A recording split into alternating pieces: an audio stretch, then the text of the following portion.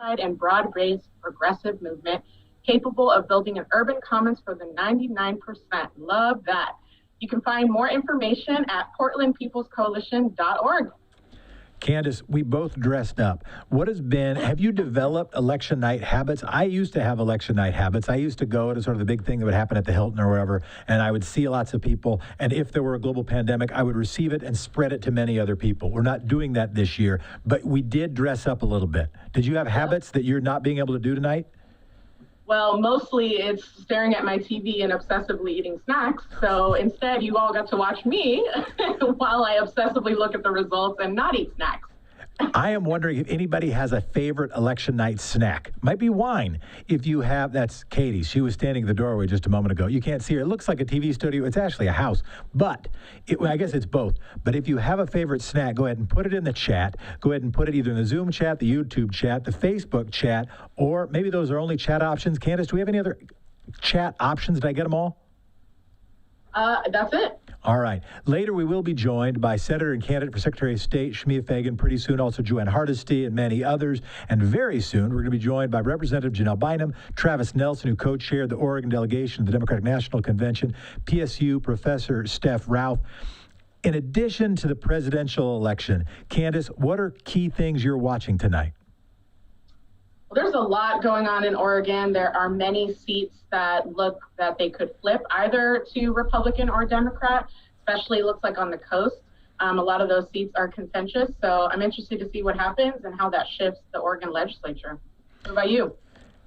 Locally, I know that a lot of people joining us, I see Emma, I see Julia DeGraw, I know James Offsink was working on this. I've mentioned Joanne Hardesty. A lot of people were working on issues like, well, very specifically, police accountability and campaign finance reform. So I know they'll be looking at those and also at the margin. I think they think they're going to win. And the question is, can they get a win that's more than 51 or 52% to try to deliver a mandate? So the next step by the city council on police accountability and the next steps in the Oregon legislature on both that and on campaign finance reform are fueled by some version of a voter mandate.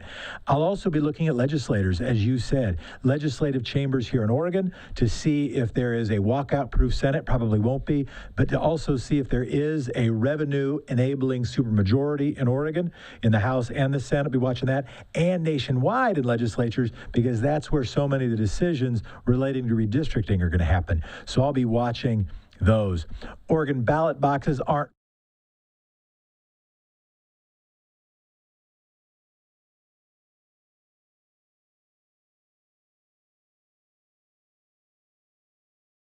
results already. Candace, what are we learning? Yeah, so 44 states with polls have already closed, and there are a few key races that we have results in. Kentucky looks like the Senate seat has been called for Mitch McConnell over Amy McGrath. Honestly, not super surprising to me, but I know that's a hard loss because he's somebody that we really need to defeat. Colorado has a Senate seat that has flipped over to John Hickenlooper over Cory Gardner. So that's a +1 for the Dems, which is really exciting. Currently, as far as the Electoral College, Biden is leading with 131 points. Trump has 98 points. And as far as the Senate balance for Republicans, there are 41 seats, and for the Democrats, 43. So lots to look forward to still. I'm also noting some that might not be that surprising to people, but John Cornyn has won re-election to the U.S. Senate in Texas. Tommy Tuberville, the former football coach, won his U.S. Senate race in Alabama, beating Doug Jones, right? So that's a +1 for Republicans. Alexandria Ocasio-Cortez won re-election in a very Democratic seat, so that's not that surprising, but she's famous, so I guess it's news. Carlos Jimenez, Republican, won Florida's 26th congressional district. Those are some of the things that we know right now. Is it time to bring on our honored first panel? Sounds like it. Let's do it. Would you like to introduce our honored first panel? Our first panel, that is Shamia Fagan up first. So welcome, Shamia. We've got intro music. This is not a regular Zoom call. Regular Zoom calls, you just get in there, you're wearing your pajama bottoms and maybe some shirt, and then whatever. But here, we got Siegfried on the ones and twos, and he plays an intro before Candace does her thing. All right, now we roll. Warm and hot. It's a little warm in here. So if I actually stood up, it would look like I was wearing maybe navy blue slacks or maybe athleisure long pants, but they're actually board shorts. I wasn't going to share that, but you asked. Well, Shamia, you have done all that you can do, and now we have to wait. So as you think back on this campaign, what are you most proud of? You know, I'm proud of the way that we adjusted, and that was the big challenge, right? When I first got into this race, I had a big statewide tour planned in an RV, and instead we ended up doing a lot of events in pajama pants and a blazer from Zoom. But I'm proud of the way that our team adjusted. I'm proud of the way that our volunteers adjusted. The reality is we had folks out phone banking, doing lit dropping. We were, popping into Democratic events in Curry County and Malheur County Democrats and, events all over the state. But we really only had a few trips because we were trying to honor the rules of each local community. So I'm just proud of the way that we adjusted to make sure that we still reach people in their communities to find out the issues they care about so we could address them. Awesome. You've run and won hard races before. This is the first time you've run statewide. What was the biggest difference for you? What was the hardest part, biggest change? Well, I think the hardest part was coupled with the pandemic was I didn't get to go door knocking. And as you know, there's my dog. As you know, in all the races that I've won in the past, school board, House, Senate, it was so door knocking heavy. And that is just a part where you feel quite literally you're on the ground, right? You're going to people's doors, you're seeing their reaction, you're seeing in the background if they've got CNN or Fox News or MSNBC or a football game on. And I missed that this time. And so I think that was the that was the hardest thing for me running statewide is not being able to actually have, and I don't know that I would have had a lot of door knocking even if we didn't have a pandemic. Yeah, you're not going to door knock that much for a Secretary of State's race. There's 4 million people live in this state. Right. Yeah, so that would for me the difference was coinciding with the COVID crisis. But again, I probably wouldn't have done a lot of door knocking, and I would have really missed that. So I missed it because of COVID, but I would have missed it because of running for statewide. But then you would have been able to travel the state and go to people's, local communities and stuff, which we didn't get to do. But yeah, it's different, but in many ways the same. In the end, it's still a matter of, making the case to people that you're the best person for the job. Biggest policy, Candace, go ahead. Yeah, I was just about to ask that. What do you think were some of the biggest policy differences in the race that came up between you and Kim Thatcher? All of them. Realistically, obviously running for office is one thing, but a voting record is another thing. And on every major expansion of voting rights in Oregon, she was a no and I was a yes. And on all the different issues that Oregonians in everywhere, whether it's, rural counties, urban counties, she voted no, I voted yes on things like raising the minimum wage, which I know that isn't directly related to this office, but because this office is also the lieutenant governor in Oregon, we were willing to be open on anything we got asked about, where she tried to kind of always make it about certain issues. I think the big things that Oregonians know and why I think we're going to win this tonight is because I'm the only candidate standing between a Trump delegate being in charge of Oregon's vote by mail system. And I think that scares a lot of people. You have another character. We have another person in the interview, and that person is over your, I think it's left shoulder, stage right. This person does not have to be a character, but on the chance you want to introduce them, we would all be honored, of course. Well, I will always introduce Aunt Marty, but she probably can't hear you because I'm in an earbud not listening. But this is my Aunt Marty from Nevada. Hi, Aunt Marty from Nevada. How you doing? They're saying hi to you on the show. You just can't hear it because they're in my ear.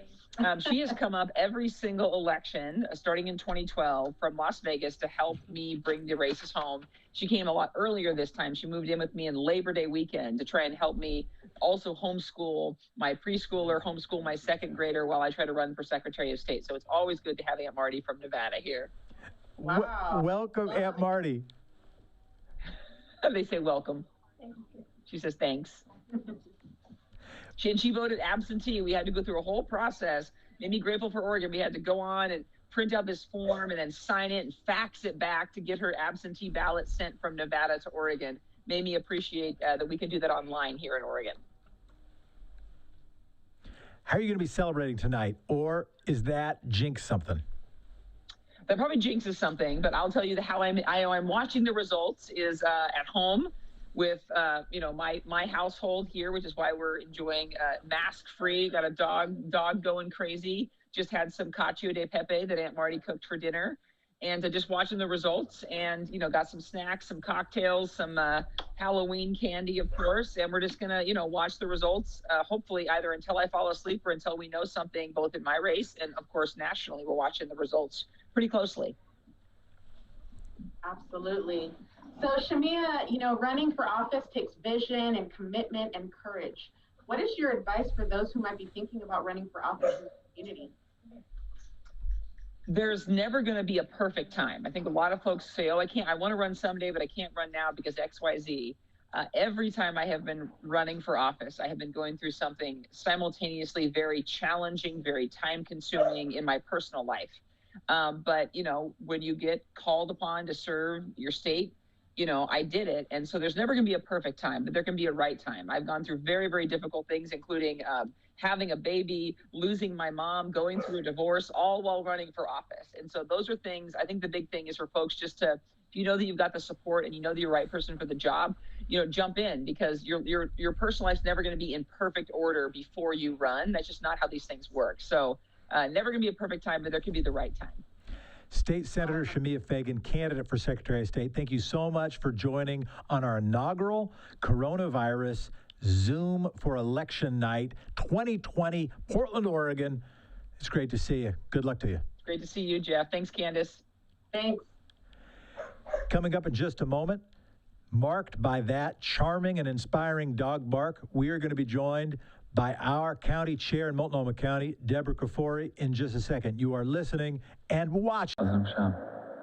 So, as folks have been hearing this week, the financial markets are careening. Campaign rallies are being canceled. Professional sports leagues have suspended play and pool seasons. Disneyland shutting down. State and local governments are rapidly making social distancing a reality felt by a lot of Americans. Many of us felt powerless. We couldn't host the big event we planned, timed for the same day as a governor's shutdown order. We couldn't keep venues open. We couldn't make schools or workplaces safe. We couldn't make it possible for our sponsors to serve people inside. We couldn't stop layoffs. We couldn't stop record unemployment. We couldn't cure the pandemic.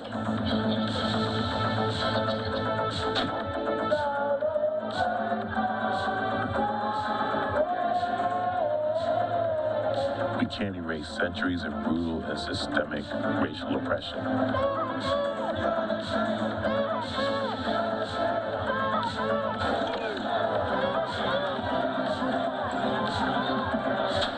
But there was stuff we could do, that we can do. We can highlight the reality behind the protests. We can continue to focus on what matters and not just what gets clicks.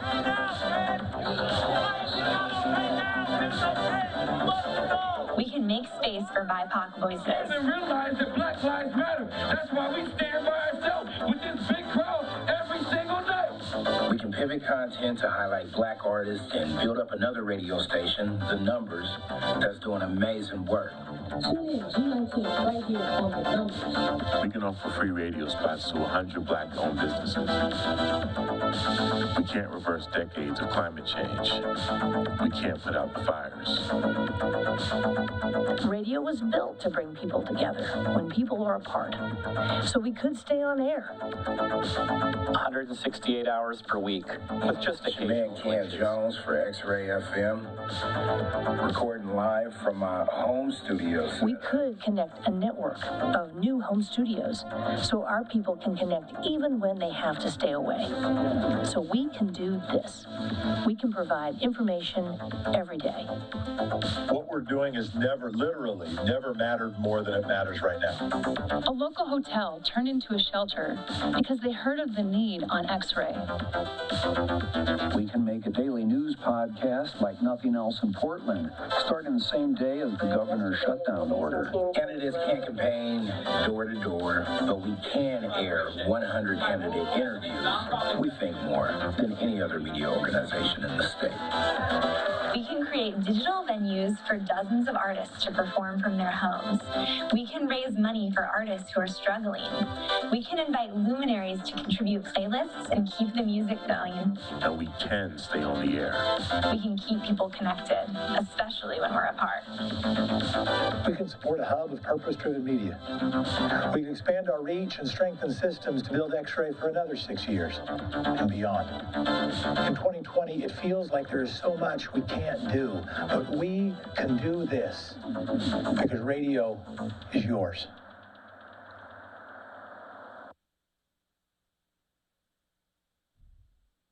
Welcome, everybody, to Election Night 2020. I know people are on pins and needles. I am Jeff Smith. I'm also with Candace Avalos. Candace, how you doing?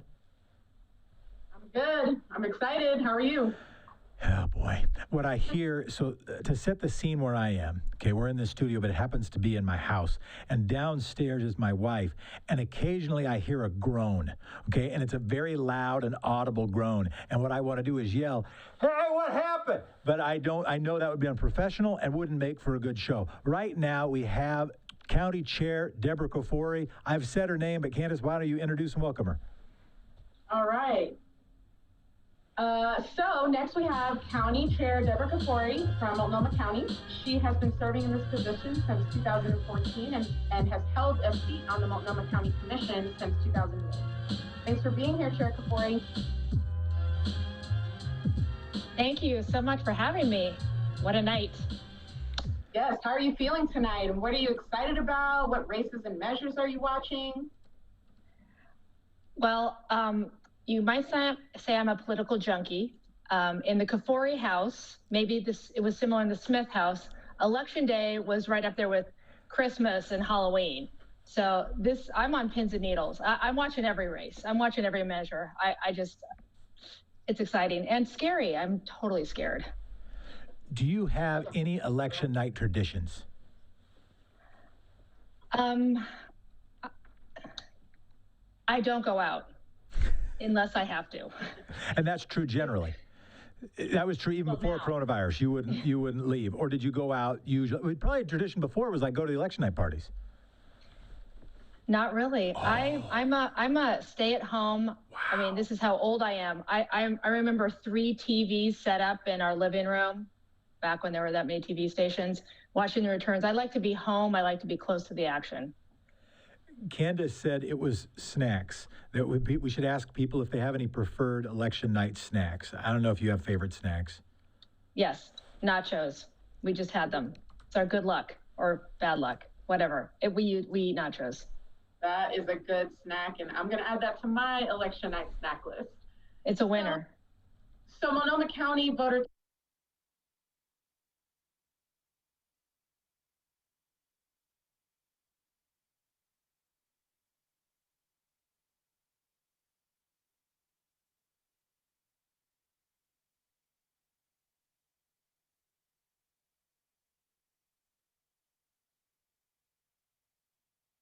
turnout has been high, and it got high early on. Can you talk about that data and maybe what's driving it?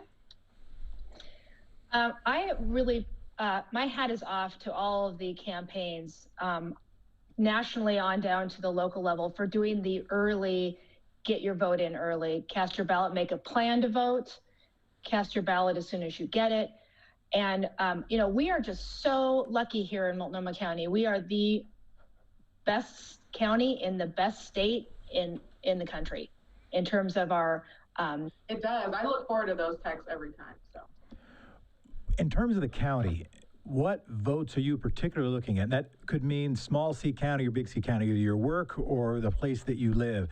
I'm sure that there's a bunch of issues that do impact the work, even maybe things indirect like the school bond, et cetera, maybe the legislature, because there's policy that will impact your work. What are particular things that your eyeballs are on, not only as a democracy junkie, but also as an elected leader?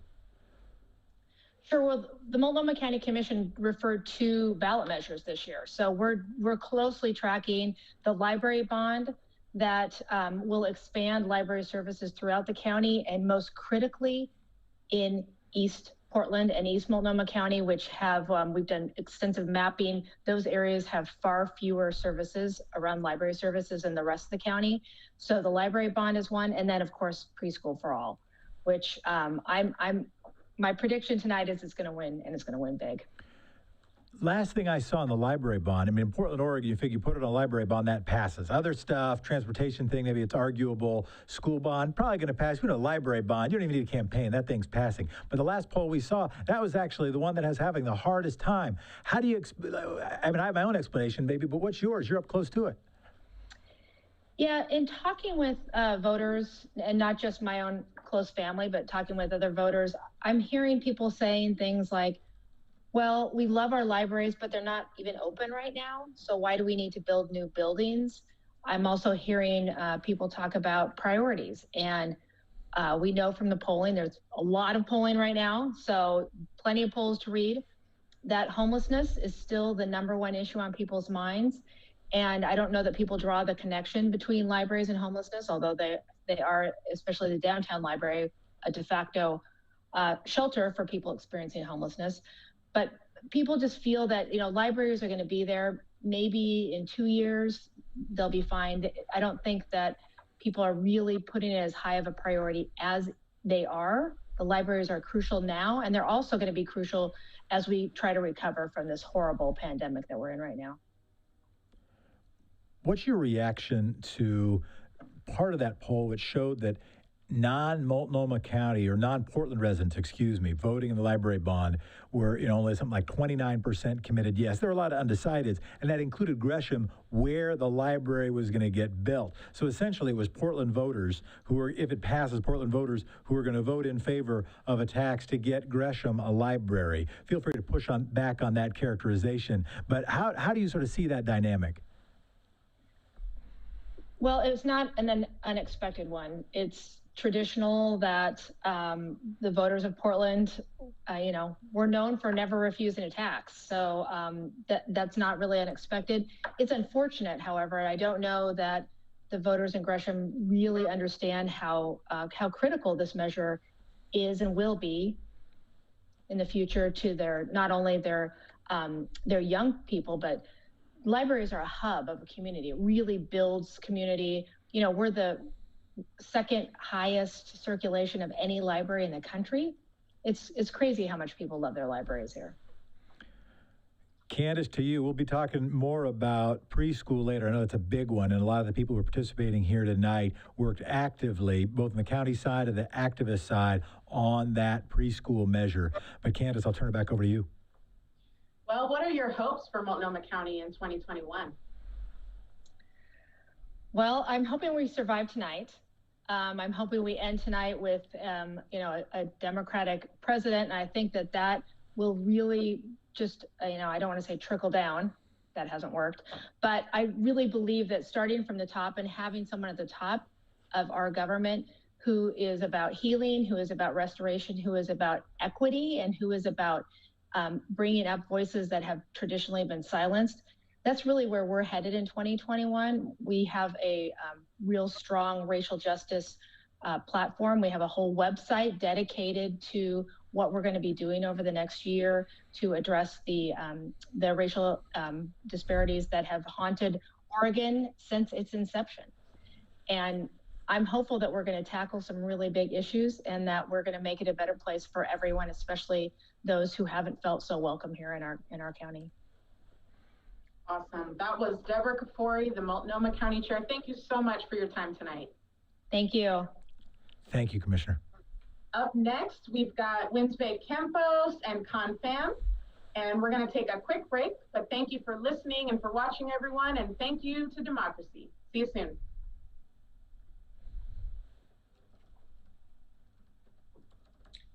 Well, I'm here to tell you a little bit about my personal story with police murdering my brother, Matthew Burrows, in Niles, Ohio. No one had to die. The police didn't have to kill these people, including my brother. Just amazing that in the Army or in the military, you can't even treat your prisoners the way that the police treat our community without severe punishment. This measure is so important. I just want to express how important it is for our whole community. It gives our community a chance to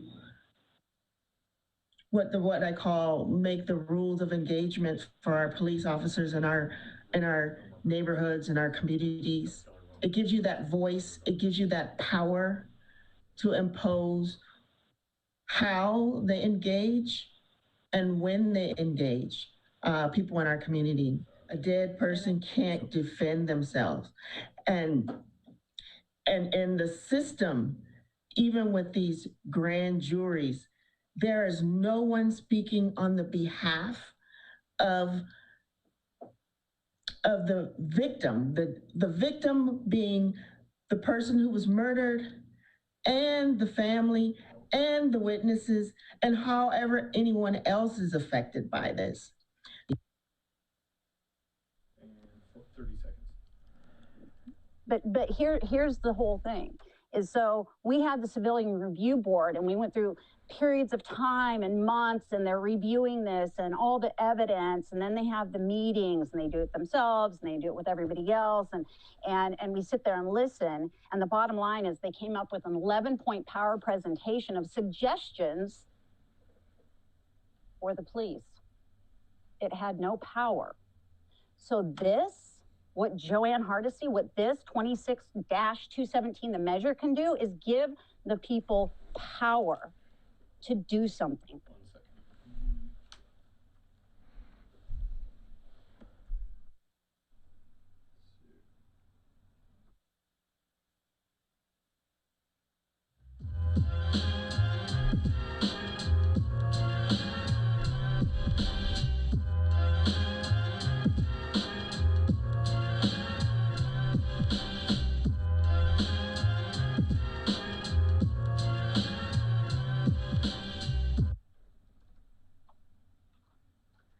All right, welcome back, everyone. You're listening to Election Night with Portland Forward and X-Ray, and myself, Candace Avalos, and co-host Jefferson Smith. Be a part of the show. You can send questions and comments in the chat. Next up, we've got Wednesday Campos and ConFam, new candidates for the state legislature.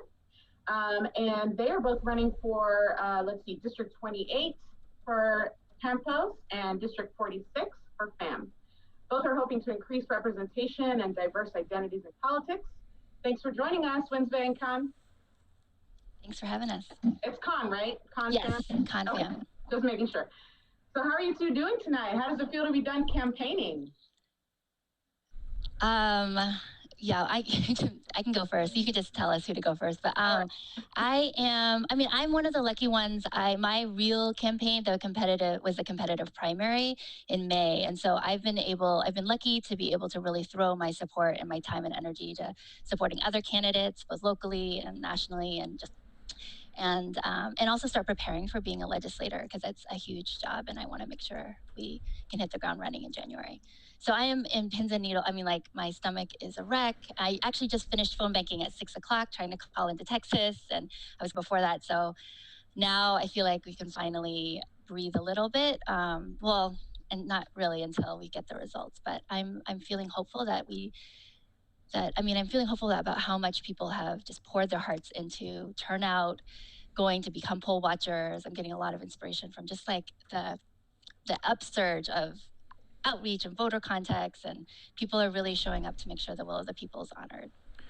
Absolutely. I'm loving that energy. And thanks for phone banking and doing that hard work. You know, even as a candidate, you're putting in the work for the whole country, which I really appreciate. What about you, Wednesday?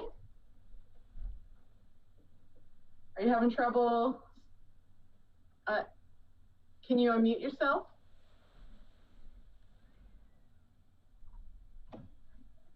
Hey, I can't hear you. Can you hear me? I can hear you. I can read what you are saying. Like, I can read your lips, but I so cannot hear you. Okay, hold on. Can you hear me? Well, let me ask Con, we're figuring that out. Let me ask Con a question. Con, what we know now is that it doesn't look like it is going to be a historic landslide, at least in terms of Trump losing. Already in Florida, Trump has a 95% chance of winning. He's up 3. In North Carolina, 93% chance of winning. He's up just 1. But when the precinct analysis, according to the New York Times, Georgia, 80% chance of winning. Obviously, those have been Republican states now, really since the Civil Rights Act was passed. Florida, a little more swing. What are you particularly watching for tonight? Nationally, I'm watching to make sure that we don't make presumptions about early returns. I know that a lot of folks have had to vote by mail, and I know that Trump has been making accusations about vote by mail and questioning the legitimacy of it, which we know in Oregon is not true. So I'm really just watching to make sure that we honor the will of the people by honoring and counting every vote. So that I'm really just looking to making sure that we're not prematurely calling the results of the election. I think it's so important that that everybody knows that whether they voted by mail or they voted by in person, that their vote will be counted. Candace? So Con, you're a huge supporter of the Green New Deal. Do you think that this election could move that proposal forward? I think that the results of the national election have will have a huge role in determining the landscape we play in, but it doesn't matter. I mean, even if we had a Biden win, it would just be switching to pushing the Democratic Party to be bolder and to really meet this moment. I feel like this year has been so unprecedented with the wildfires and the displacement and we've just felt in Oregon, we've felt for many years, but I think now it's hit even Portland metro region even harder about the magnitude of this crisis we're facing and the need to take action, and also to take action in a way that honors the communities that are hit the hardest, whether it's farm workers, low-income people, people who are renters. Like, we need to make sure that in our response, we're centering the people who are being impacted the hardest by the climate crisis now, and we need to make sure that we're addressing it in a way that's equitable and it doesn't cause more harm. Thank you. Wednesday, are you back? Oh, we almost had her. Okay, sorry. So what have you learned from this election cycle, Tom? Well, I've learned that there's many different ways to run as a candidate. I think I had an idea that it took somebody who was super confident and, knew that they were the best or the right person. And I think I've learned that you can run for office in a different way. You can run in a way that is really rooted in a movement, in a community, and really draws on the strengths of a lot of volunteers. I'm not the best public speaker. I'm not the most, brilliant policy analyst, but I can draw on my volunteer base and our movement to really get some of those strengths. And so it doesn't feel as alone. I think I've been really heartened by the fact that there's many different ways to be a candidate. And nationally, I've seen Ilhan Omar and Alexandria Ocasio-Cortez really break the bounds of what a candidate looks like, what I always imagined an elected official looks like. And I think this experience of running has also taught me that I could even be a leader, that we need all different kinds of people and from all different kinds of backgrounds to serve an elected office. Absolutely. Jefferson. Well, I will say we had a chance to speak during your campaign, and behind your back, I heard you were one of the more impressive candidates that people had seen, and that bore out also in front of my face. What are you saying? And I don't mean to be sycophantic, but I was really impressed with your approach to your campaign, with your approach to policymaking, at least as much as one can evaluate on the campaign trail prior to doing it. What are key priorities for you as you now move into it, as you're getting ready, as you're maybe getting some sense of what committee assignments that you might be getting or might be asking for, as you start getting some sense of what some of the agenda might be, because you've known that the winner in your district will win. In fact, I don't know if you have a Republican opponent in your district. So you've been able to really prepare. What are some of those key things you're preparing for? Well, as Candace mentioned, an Oregon Green New Deal is really critical for me, but it's such an expansive platform that's going to take 5 to 10 years to accomplish all the different planks. I am focusing on energy democracy this first year because We know from the wildfires we need to transition to an energy system that's more resilient. We need to move to 100% renewable energy, and in the process create more family wage jobs. And so I'm really excited about pushing for 100% renewable energy mandates along with strong labor standards.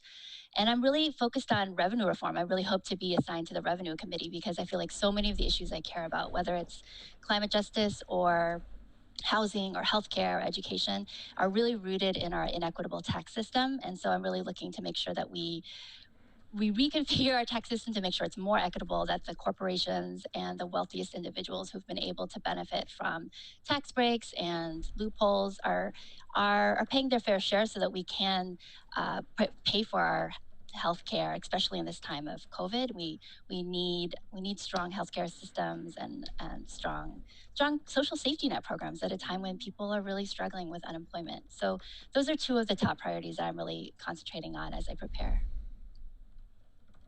I'm so looking forward to seeing what you accomplish in the legislature, Con. Thank you so much. Thank you, Candace. Thanks, Jefferson.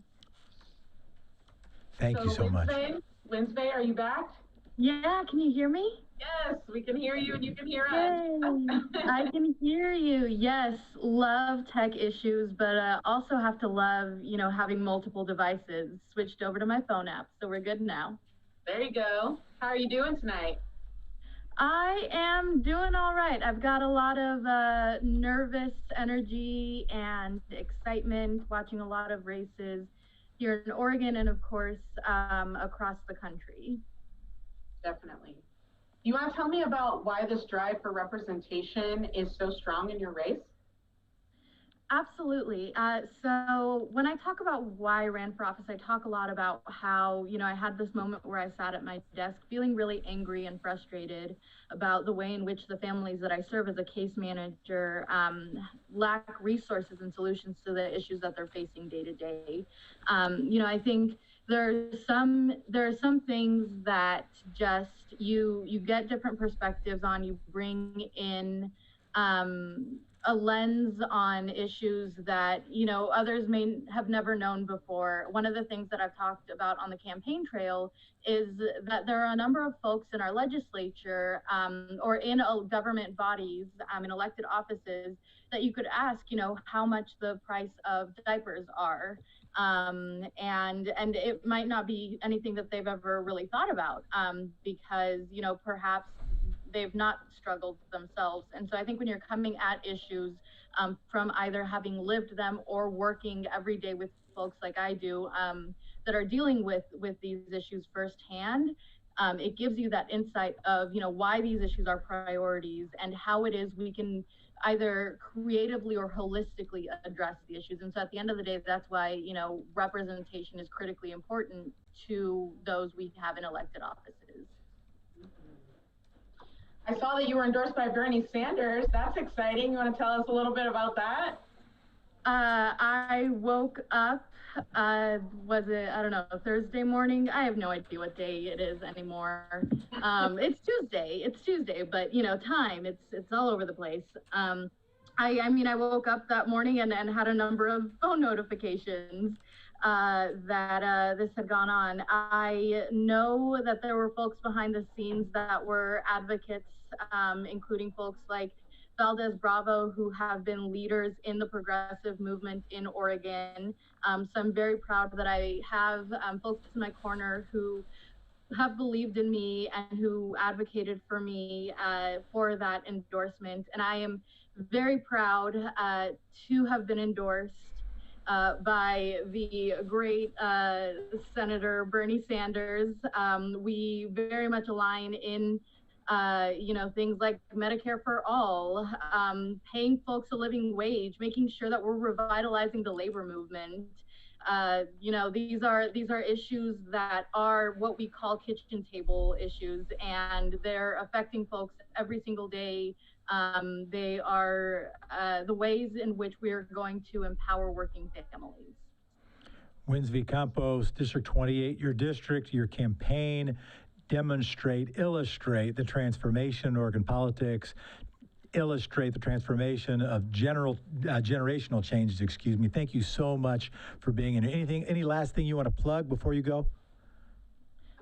Yeah, I just want to say I do not believe that I could be where I am right now without the support of so many folks, but especially folks like Samantha Gladue, who is the executive director of Next Up, and Next Up Action Fund actually got involved in elections this year, endorsing candidates, which is really exciting. It's not something that the organization has done in a few years.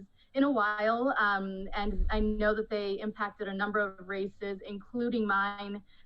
They sent out a ton of texts for me in the primary, and very proud to have received the support of organizations like Next Up, and also organizations, labor unions, and I would not be here today without all of the support. And so I just want to say thank you to everybody and anybody who listens to this who has been in my corner. Thank you so much. Thanks for joining us.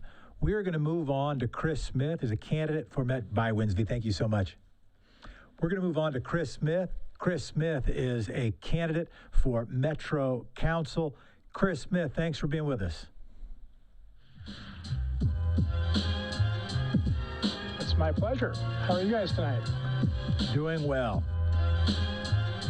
What are you looking at? Do you have any idea early on what you should be looking at in terms of turnout results? It's 5 minutes away from when there will be some results that come in. Is there any indicators that you're looking at or that Mary Nolan might be looking at for a race like yours or your race specifically? Well, turnout is significantly higher than we projected in our campaign plan, so that throws off some of our math for votes to win. But in terms of anything that would tell us where we are versus Mary, no, I don't have any good indicators. Candace, how much have you been tracking the Metro race? What do you think are some of the key issues that you're concerned about? I want to turn it over to you. Me? You're putting me in the hot spot. No, I can keep going. You did such a great job with the last folks. I figured I'd keep with you. I'm kidding. No, Chris is actually in my district, and I have been following this race since the primary, and I think that really the livability of our communities is on the line, and especially as it relates to climate change. I want to see leaders coming in this space that have a climate change lens, because I think that needs to be at the forefront of our priorities as we, plan for our region. So that's top of mind for me, for sure. Yeah, there were really two big ideas in our campaign. The first was sort of to test the idea that a local elected official could run with climate as their central issue. And I thought Metro and District 5 in particular were a good place to do that. Of course, the other big idea in our campaign is that we didn't need to take big money. And I took what some thought was the suicidal idea of limiting contributions to $500 in both the primary and the general, and have been very gratified that we were able to attract 730 individual donors, and we basically were neck and neck with our competition in fundraising during the general election. So I feel pretty good about that. Now, there's a big Metro ballot issue on the ballot right now for transportation. I know there are businesses who are voting against it. I know some big political consultants are working against it in order to defeat it because they don't like the tax. I also know some compatriots of yours who are not big fans either because they don't think it goes far enough on climate. They think it does too much to fund a system of the late 90s or the 80s rather than the system of the 2030s or even 2020s. How did you wrestle with that? Was it an easy call? Was it an easy yes for you, or is there a little bit of holding your nose? Well, I wouldn't say holding my nose, but I had to really do an analysis to get behind this. And I point out that both candidates in my race are endorsing the measure, so that's not particularly an issue in our race. And it's big business that's opposing it. Small business is really not impacted by this measure, 26218.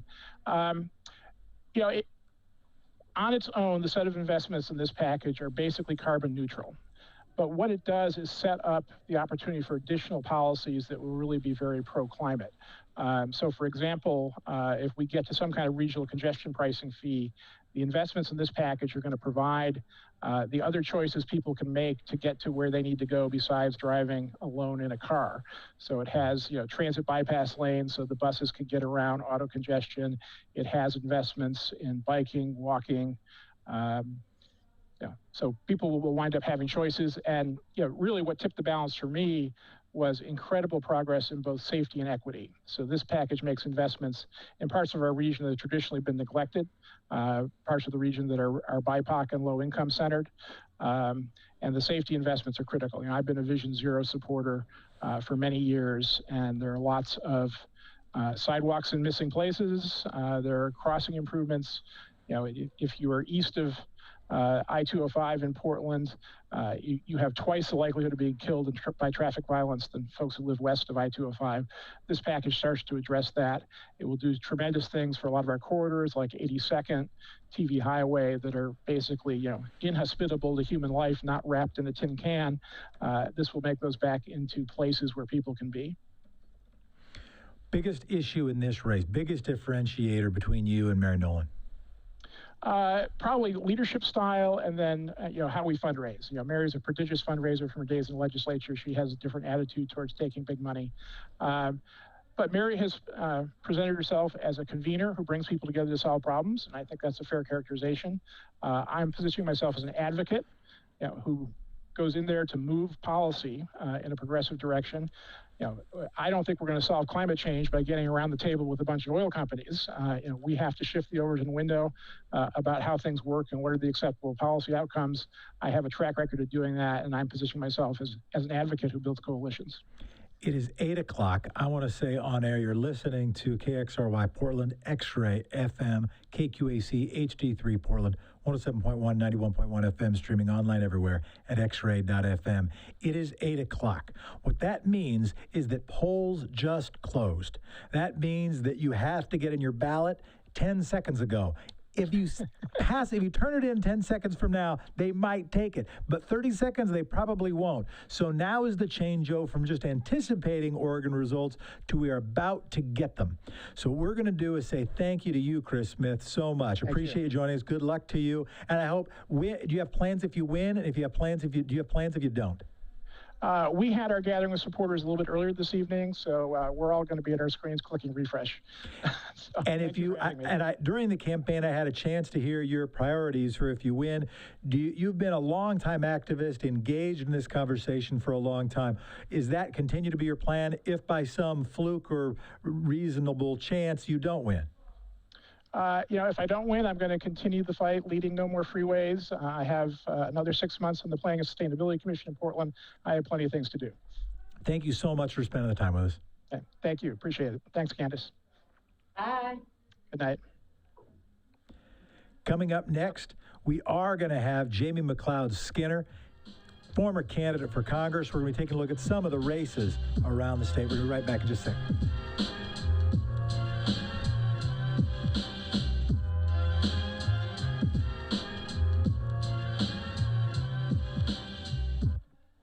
Jamie McLeod-Skinner, are you with us? Yes, I am. Thanks for being with us. How you doing? Good. How are you doing? I am well. Now what we know is that Donald Trump is ahead in Ohio. He's won Florida. He is doing better than I know some people hoped. And my wife is feeling a little bit like she was feeling in 2016. But without just focusing on national races, I know some of where your attention has been. I'm just wanted to give a little bit of updates as we go. Where a lot of your attention has been is trying to make sure the progressive voters, the Democratic voters, the pro-democracy voters, the independent voters, and that activists and policymakers and messengers think about not only metro areas, but also think about entire states, including rural areas. What are some of the key issues, key choices being made in, 30 out of the 36 counties, in Oregon? Well, it comes down to ideas. It comes down to relationships. And that's one of the areas where I think Dems have some opportunities to grow and opportunities to learn. Also to think long term, think a couple cycles down the road. We have some really remarkable people running in rural areas, running on issues that we can agree on across the state. It's sometimes the language we use, and again, it's building up those relationships. So, Con, I'm a huge fan of hers. She was talking earlier about some of Green New Deal and environmental issues. There is plenty of space and plenty of opportunity to grow relationships and develop good legislation statewide, including rural areas. We've got to show up. We've got to have the relationships. Got to talk in terms of ideas. Sometimes it's language, and we've got to build those coalitions. And that's where there's a lot of opportunity, missed opportunity thus far in Oregon. Now, is there any particular race? Is there a mayor's race? Is there a local library bond in Roseburg? Is there anything that you've been tracking that should give people concern or hope this election year? Well, I've been actually working with a lot of the rural candidates. And actually this started with a couple months ago. A lot of the rural Dems especially reached out. Again, where there's been missed opportunity, a lot of them were encouraged to run and then promised support and then did not get support in their races. And so they reached out, everything from messaging to also just trying to get the word out. So we actually started about a month and a half ago, a series of live streams a couple times a week where we would I'd host a couple of the rural Dem candidates who are running on a live stream to help them get the word out. And what that did is really help to show some of the quality we have across our state. So there's a need for investment. There is in this cycle, so there's some really interesting races. Deschutes County is going to be super interesting because there's some opportunity to flip some seats for Democrats. But quite frankly, it's also a real important time for Democrats to be able to think more broadly and, again, build those relationships. Deschutes County is a real bellwether county. A really fun race is the and I'm going to be tempted to look out what we're on, is Phil Chang, who's running against an incumbent not here in Deschutes County, I'm just north of it. That's a really exciting race, but you've got Eileen Kiley and Jason Croft, who by the numbers should be able to flip those seats. But some of the real exciting candidates I've seen, Karina Miller, Emerson Levy, RJ Navarro, Paige Hook, Jackie Leung, Nolan Bailinga, Cal Mukamoto, Miriam Cummins. These are folks across state, really quality individuals that it may take 2 cycles and there may be a different match if the exact seat they're running for right now is too much of a lift, but there's real opportunity there. So I'm thinking not just tonight, I'm thinking 2 years, 4 years down the road. We've got some great rural progressives and great candidates in rural areas that we need to cultivate and create a path to leadership in our state. No, I gotta say that I have a special soft spot for Nolan because he was in student government last year, and I'm the student government advisor at PSU. And he was running, I was running for city council, and we bonded a lot. And I'm so incredibly proud of what he has accomplished out in Pendleton. So that's really great to hear that you're helping to mentor him. And I know recently I was on one of your live streams talking about how we heal divisions and how we move forward. So I kind of want to pose that question back to you. How do we heal divisions in our communities after such a tumultuous and stressful year? Well, I want to just get back to you and thank you for joining us on that live stream. I thought it was really important to really establish this opportunity and bring people together those who knew the folks on the panel knew there were incredible divides, political divides and geographical divides. But at the same time, we're able to talk about some of those same core values and talk about a same big picture vision. And then also going back to Nolan, who you mentioned, really a remarkable candidate. Actually, his campaign manager, also a remarkable person who could be a future candidate. But one of the remarkable things that Nolan did is a perfect example of this.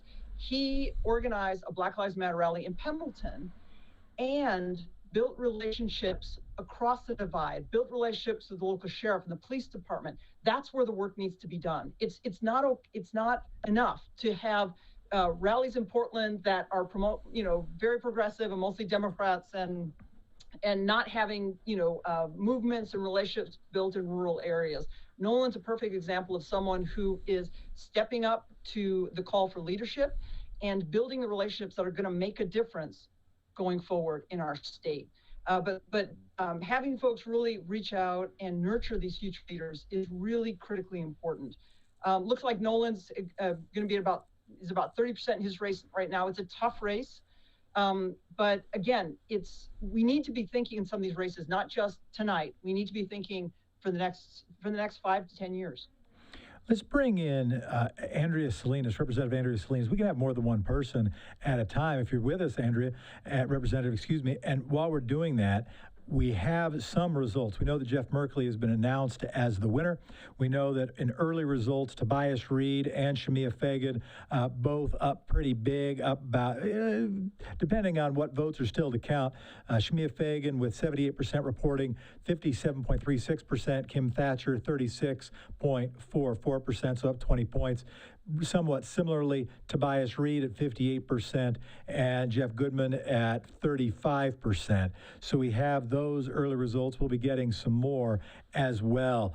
Representative Salinas, how you doing? I'm well. How are you doing? How is everybody on the call? I am well. Any results that you're tracking? Anything you want to announce? I do not. Well, other than like congressional, Democrats kept the House of Representatives at the congressional level. So, but no, I don't. I'm sure I don't have anything that you guys don't have or aren't tracking yet. I am pretty excited for some of those Ben races, though, that Jamie was just talking about. What are some of the key legislative races around the state that people should be watching for? They're going to determine whether it'll be easier or harder to do walkouts, whether it'll be easier or harder to pass revenue. What are some of those key House and Senate races in Oregon? Well, I just actually got off a Future PAC call where we had a candidate from the South Coast who would be replacing potentially Cal Mukamoto, who I was pretty excited about. That's going to be a tough race. That area really is trending Trump right now. And then the North Coast as well. We had Tiffany Mitchell, who won the race after Debbie Boone retired, and then she was able to fight off a recall on her race after Timber Unity went after her after the Clean Energy Jobs vote. So, and we have Debbie Booth Schmidt, who's running up there. She's a local business owner who comes from a forestry family, timber family, and she'd be great. So, but those are two that could be tough, and they are definitely going to be really, really close and tight races. So, those are two that I think could be hard. And I'm really not sure. I mean, and for the Senate, I do think the Salem, Turner, Almsville, Denise Bowles' seat, we have a challenger, Deb Patterson, who is pretty, would be amazing in that seat. And then also in the Bend area, Eileen Kiley. Those would be two for the Senate. Yeah, I'm not sure that we're going to get to a walkout-proof majority on the House. Hard to do. I mean, hard to go from, hard to get 40 seats. If you had an over-under, a range that you think is a likely range, right? What's a, you know, not a ridiculously good or ridiculously bad night, but, you know, sort of a mild bummer to like pretty significant win night. What's that range for you? For me, it's somewhere between 37 and 39. So we're at 38 right now. If we lost one, I wouldn't be surprised. So if we had a negative seat loss, and then if we got an additional seat, so anywhere between 37 and 39, 39 would be a bonus. Yay, we're doing great. But if we hold at 38, I'll be happy. And what about the state Senate? Similar in the state Senate, where you hope that range is, you know, somewhere between 17 and 19, you know, pick up one or drop one seat, or a different way to think about it? I think the Senate will hold for sure at 18. I think if we can pick up one or two, it'd be amazing.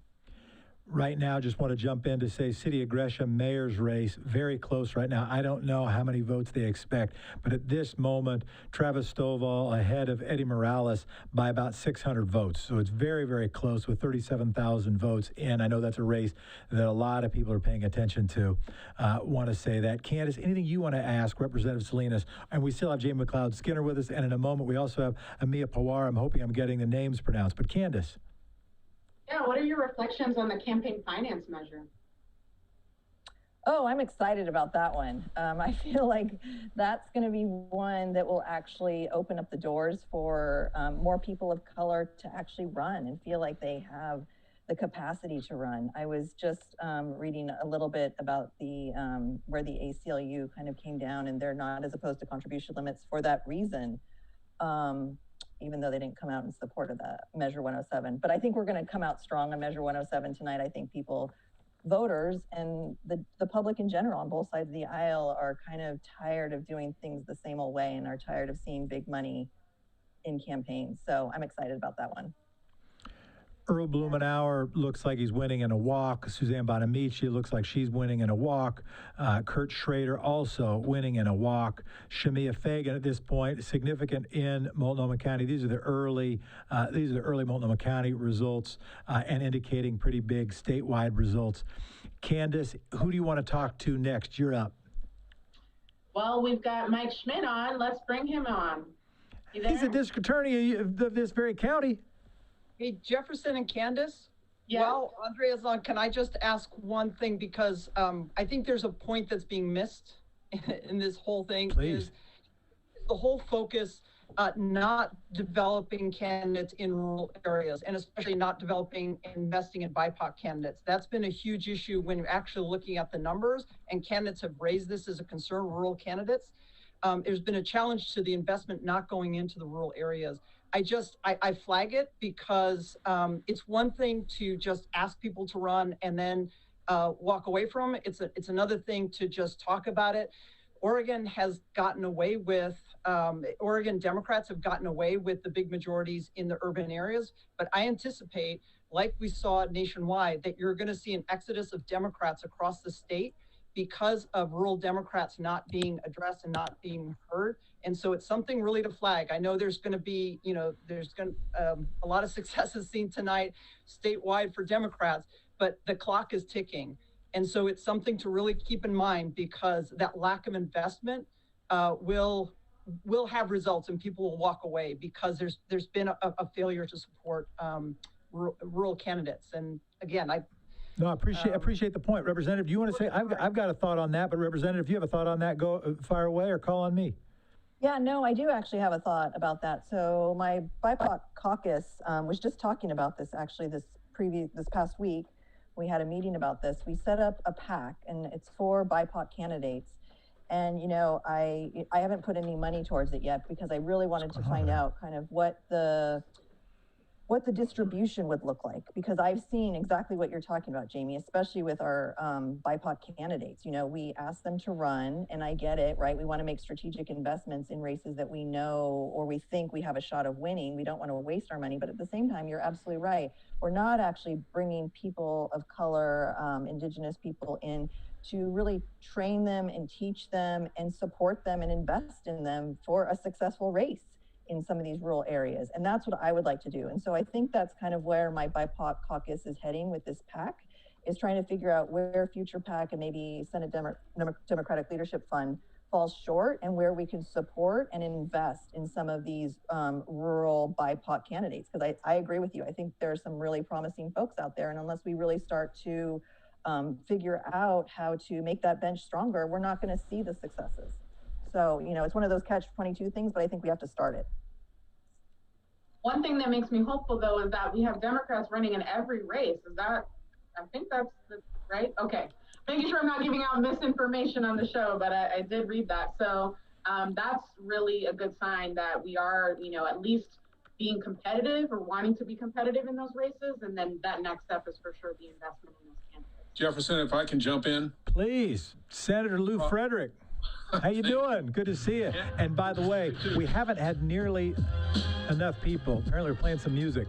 We haven't had nearly enough people with bookcases behind them. Somehow, right now, I think we're at our highest bookcase ratio of the evening. Shockingly. And so, congratulations to you. But yeah, it sounds like you have a thought in response to Jimmy Cloud Skinner's point. How should Democrats invest in rural races, including BIPOC candidates? Go ahead. Well, Candace mentioned it just a minute ago. The fact is, we actually had this time a candidate in every race in the legislative races, something that we have not done in the past. And that's something that we've needed to do. We started talking about it, doing that kind of thing. And well, at least I remember talking about it in 2003, 2004, trying to make sure that was the case. We actually did it this time. Now, Jamie's absolutely correct, though. Even though we managed to get people to run, we didn't necessarily get them the information or the money that they really needed in some of those rural communities.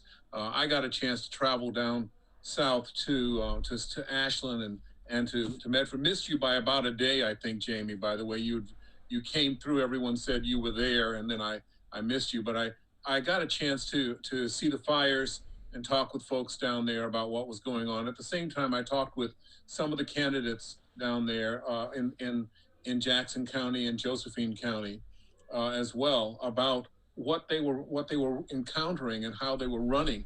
It's a struggle. It's a struggle to get people to run for those offices, knowing that it's going to be an uphill battle in many cases. Although, because of your candidacies, I should say, Jamie, over the years, you've managed to break through that whole barrier that we had of people saying, you can't really run in rural communities. You can't run east of the mountains. You can't run in southern Oregon or on the coast, when in fact you can if you talk about the issues that people really want to be involved with. So I think we've started that process. I think we need to continue to build on it. It does come down often to resources, being able to get the resources to run, but you also have to have the contacts, and people have not had those contacts over the years, or most recently in the years. So I think we're changing that. I want to jump in with some results. Ted Wheeler and Sarah Anarone, too close to call, but most recently, Ted Wheeler up 20,000 votes. Measure 109, the psilocybin, the shrooms measure, that looks like it's ahead with 59% of the vote, but not yet called. Cigarette tax, 70% have voted yes. That looks pretty darn likely. Commissioner seat 4, that's Mingus Maps and Chloe Udaly. Mingus Maps with 56%, Chloe Udaly 43%. That race has not yet been called. Also, it looks like Measure 110 has been called. 62% of the people have voted yes in favor of legalization and decriminalization of drugs, including hard drugs. And Attorney General Ellen Rosenblum has been elected. Candace, anything I missed? Well, I was looking for the police ballot measure. That one's already, has that been called? Looks like it's been called a yes. Awesome. That's the one I really wanted to know. So that's awesome to hear. And that is a good segue to bring in Mike Schmidt. Hello, welcome, DA of Multnomah County. How are you doing tonight? I'm doing great. Well, hopefully I'm still watching the results come in, but I'm doing well. How do you think about that mayor race, and what do you think the outcome of that race will impact your work? Well, I think quite a bit. I think the candidates really articulated very different visions for how they see public safety, where they'd like to make investments. And obviously, my agency, we work extremely closely with police officers. And so, what impacts them will impact the way that we do business too. So I think it really is going to be a stark contrast between the two candidates. And it looks like from what you guys are saying that Mayor Wheeler is still maybe slightly ahead. Mike, or District Attorney, thank you so much for being here. What does the police oversight measure mean in Portland? What does it mean in Multnomah County? And what does it mean for your work? It looks like it's passed. Say more. Yeah, I think it's a little bit to be defined in terms of what it's actually going to mean. But I think what it promises to be, and if other things happen and fall in line, is real community oversight and giving people in the community a chance to weigh in and not hopefully be outvoted, or to actually see when officers do something that they should be held accountable for, that they are held to account and not just reinstated or put back to work. So, I think on that side of things, for my work in my office, we really only handle the cases once they go criminal. And that's probably not going to change too much in terms of what we would do in terms of investigation. Candace. So recently there was a article that had come out. I know you saw this about County Commissioner Myron discussing possibly merging Portland Police with Multnomah County. I know when I saw that news, I'm still processing it. I think that there are so many opportunities with that, but also lots of setbacks, and it concerns me, especially as we are passing this measure, 26217, if we're gonna shift that over to Multnomah County, if that's the intention, especially also if Ted Wheeler wins, because that seemed like he was really interested in that. How is that gonna affect oversight, and what are your in general thoughts on that kind of a merge? Yeah, I think there are a lot of unknowns. We've seen in other places around the country where something similar has happened, and they've had good results in terms of bringing down incidents of police officer use of force and some of the things that some of those agencies saw on the East Coast. So I think there's great promise. I think we should look into it. It's not a new idea. It's been, I was talking to Sheriff Mike Reese about it, and he kind of educated me on the history that this is something that was discussed in the 70s, the 80s, the 90s. You know, it kind of keeps coming up, but has never really made it across. You know, from my office, you know, I think there are a lot of efficiencies to be gained working we're a county agency, and that would make them a similar county agency underneath the sheriff. So there are some efficiencies there, but there are just so many details that we'd have to figure out. And, you know, oversight is one of those things. What would it look like to have the sheriff? Sheriff's an elected official who can be held accountable by voters, and he's a public safety official. That's what he does. Or she, if we had a woman sheriff. So, you know, I mean, I think there is accountability there, but is it the same as what we just saw pass here tonight?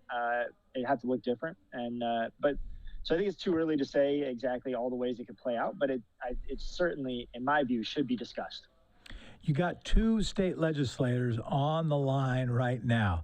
There is going to probably need to be enabling legislation, either with respect to some of your work or at least with respect to police accountability. What can you say? What do you want to lobby on them? Or I'd turn it over to Lou or Representative Salinas to say something about it. Mike, if you just want to pass it to them.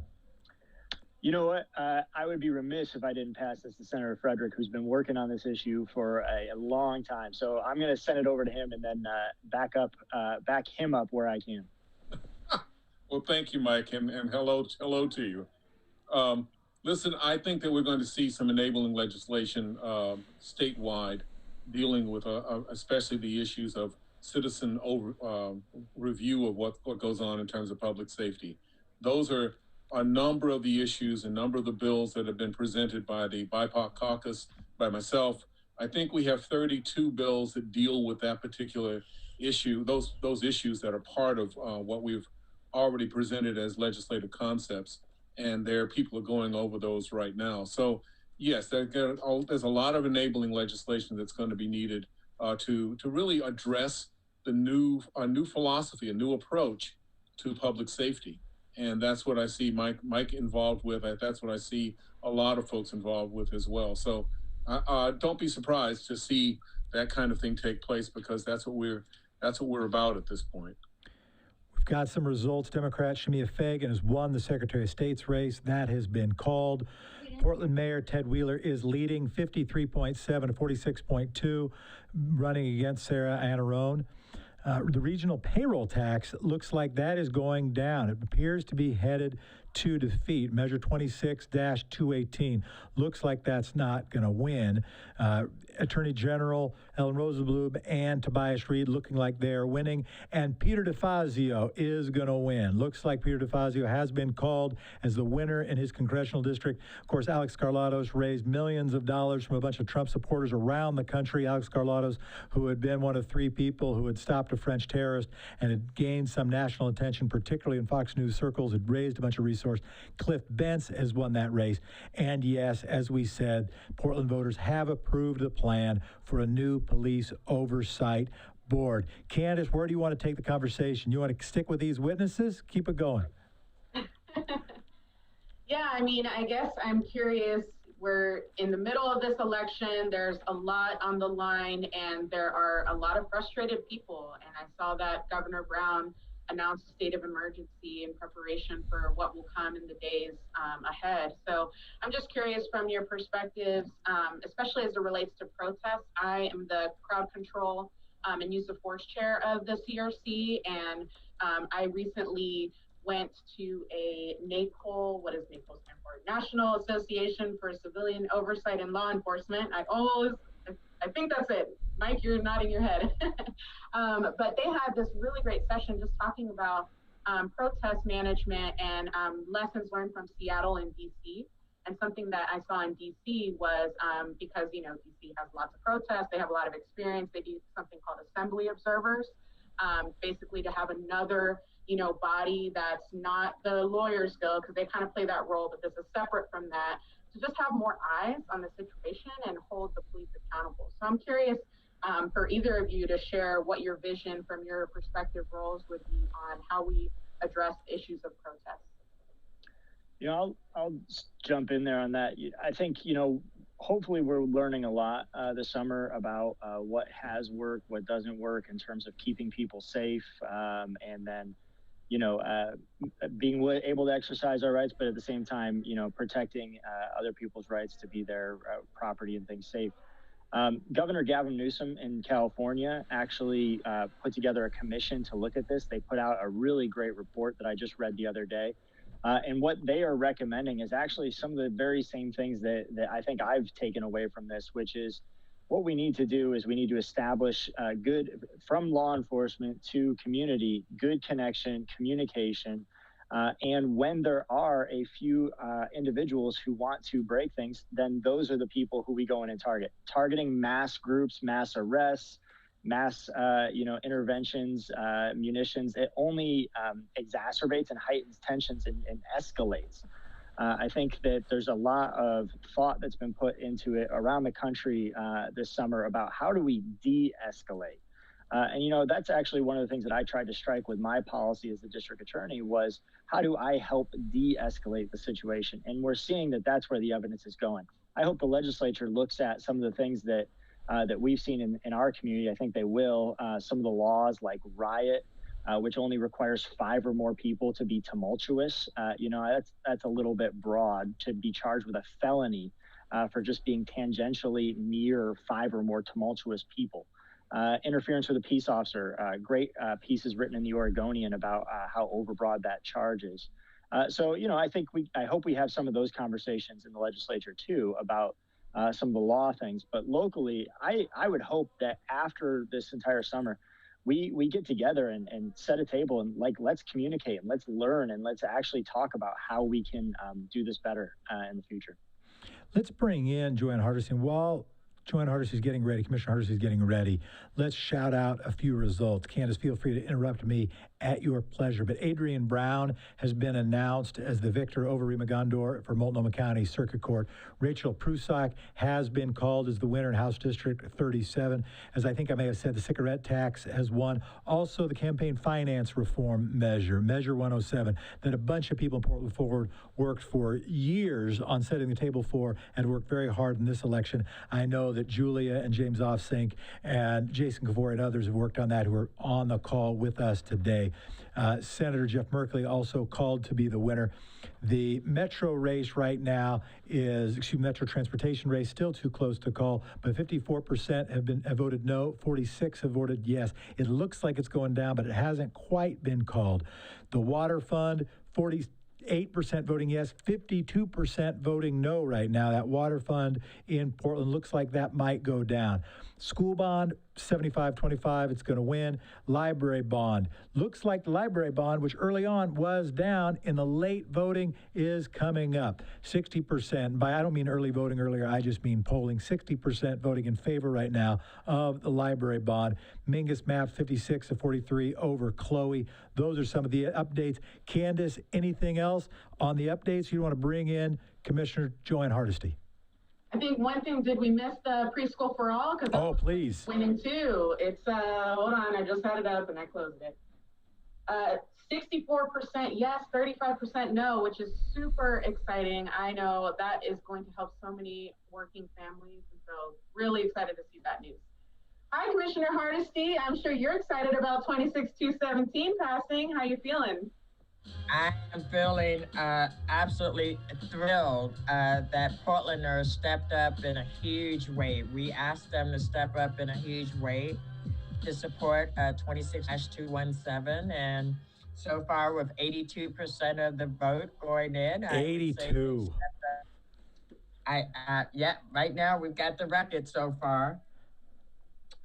So we got the record so far for having the largest number of, as far as the percentage of win on a ballot measure.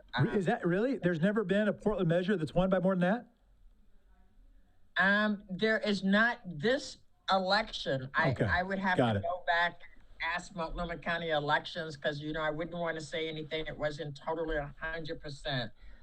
But not in my recent memory have I seen anything so overwhelmingly supported. So I think what it says is that the public is ready for their elected leaders to be brave and bold and transformative. And I'm really excited to get to work and making a true independent police oversight board a reality. So speaking of trying to, or the public saying that they want to see police accountability, that's also going to be impacted by the mayor and commissioner for race, and those races are still coming in. But what are your initial thoughts on that as your new colleagues? Well, as I said earlier, Candace, I will play with whoever shows up in January. It's important that we do the work that the people want us to do. Whether I have the police bureau in my portfolio or not won't prevent me from working on transforming policing in the city of Portland. So I'm excited about getting to work on continuing to transform policing and what community safety looks like. Big changes in drug policy around the state. And I don't know if Mike Schmidt is still with us. Yeah, he is. But both the psilocybin measure, which seemed like the more modest, well, was the more modest one, but also Measure 110, which is pretty sweeping. Commissioner, do you have thoughts on that one? Or Candace, do you have thoughts on that one? Or do you want to kick it off? I'd also love to get district attorney's thoughts, but go ahead. I want to hear from Mike and Joanne, so let's hear it.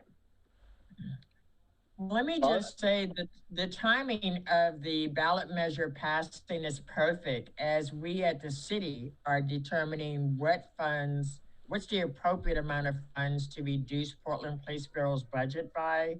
The fact that one of the divisions is the drug division means that we have a division that may no longer be needed, at least in the formation that it has today within the police bureau. So I'm really looking forward to having a real conversation on Thursday about really how do we start transforming policing now based on our budget support and recommendations. Yeah, and I think Mike, Commissioner Hardesty, really curious. As always, Commissioner Hardesty and I are thinking along the same lines. You know, I mean, right away for me, the impact is, you know, I've got cases in the pipeline where those charges are there. So, you know, the question becomes, if the voters have spoken, sounds like they have, that they're recognizing that, you know, a jail cell and a conviction is not therapeutic for somebody with a potential addiction problem. You know, I'm going to be looking very soon on how I can change what we have going on. I just like to say, you know, I was one of 3 district attorneys in this state. And in fact, one of the 3 is still a district attorney elect, Matt Ellis in Wasco, to actually support this measure. And the vast majority ended up opposing it. And so I think, you know, that also says something too, hopefully to folks who are paying attention, is that the public is, they want something that's different than a law enforcement approach to issues like addiction, like, in my opinion, houselessness, the health, mental health. And I think this is that. This is a loud and clear voice that, hey, you know, what we've been doing isn't working. Oregon ranks 50th and 49th in terms of our addiction rates and access to treatment. Obviously, the argument that we are connecting people to treatment through the criminal justice system as a functional way of doing things has not worked and won't work. So I'm excited about this. I'm excited to reprioritize resources in my office. To be frank, this isn't a huge book of business or a huge caseload for us, but it is a change, and we get to prioritize things to where we would rather spend them. So I think this is a very positive thing. I was happy to support it. And I'm happy to see it happen. And I look forward to working with the proponents to really make sure that we are getting a treatment connection to people with addiction. Yes. And, you know, one of the things that excites me, Mike, is just knowing that as we all, the DA's office, Multnomah County, the city of Portland, as we all start rethinking just how do we make sure that we're keeping our communities safe, what we realize is that we're going to need less of some of the resources that we've traditionally given to poor communities. We're going to need less police. We're going to need less sheriffs.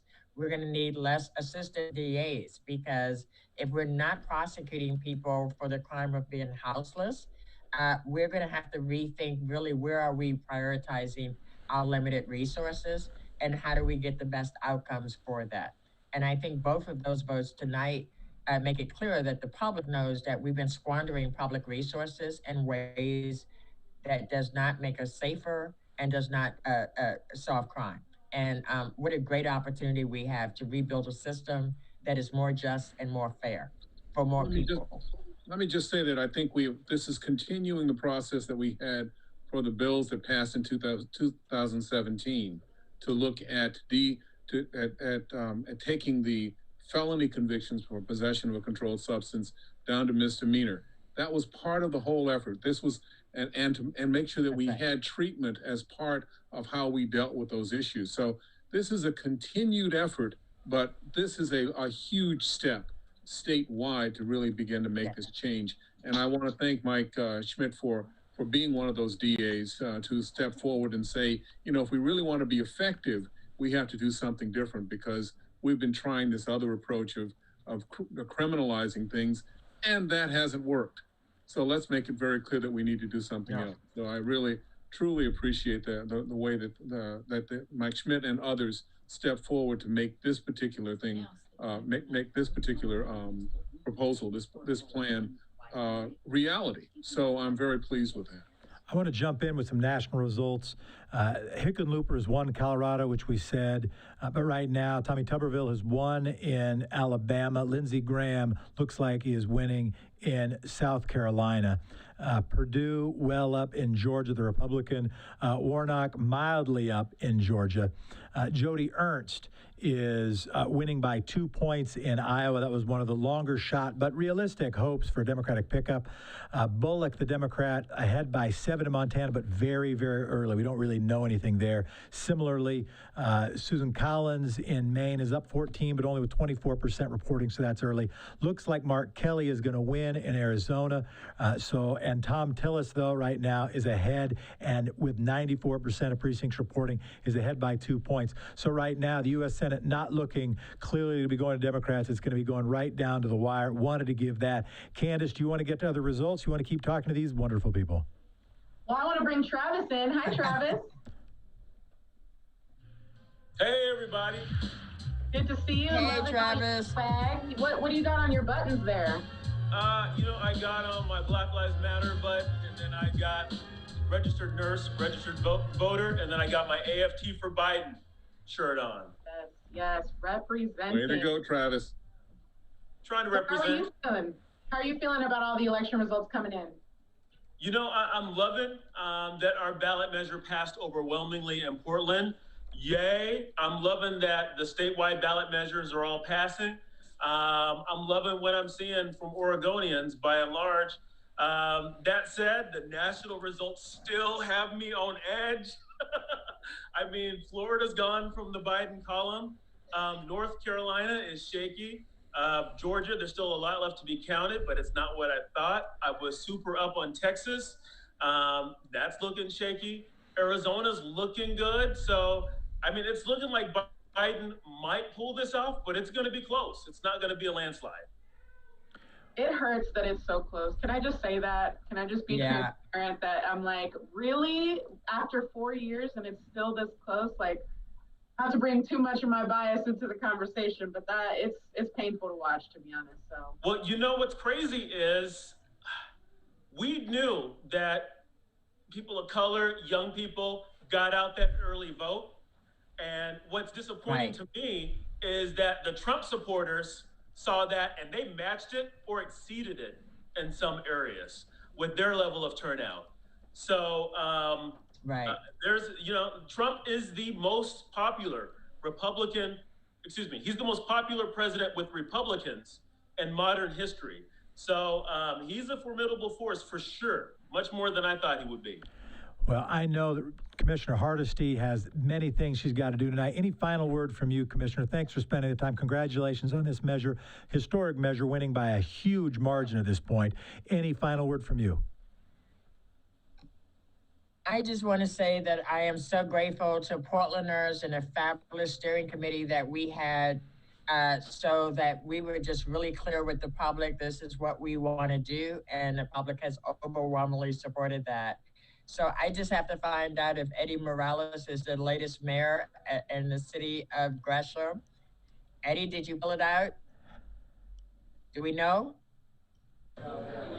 Can you hear me? Yeah, Eddie, how you doing? Yes, I can. Good. Look, we're 600 votes shy right now with 79% of the votes in.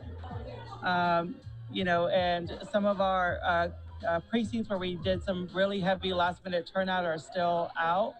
And so, you know, we're gonna wait. As you all know, 2 years ago, I lost my election by 1,500 votes on election night. Yes. And by the end of the week, I was up 16. And so I'm hoping to not make this a pattern, but I'm also just really excited.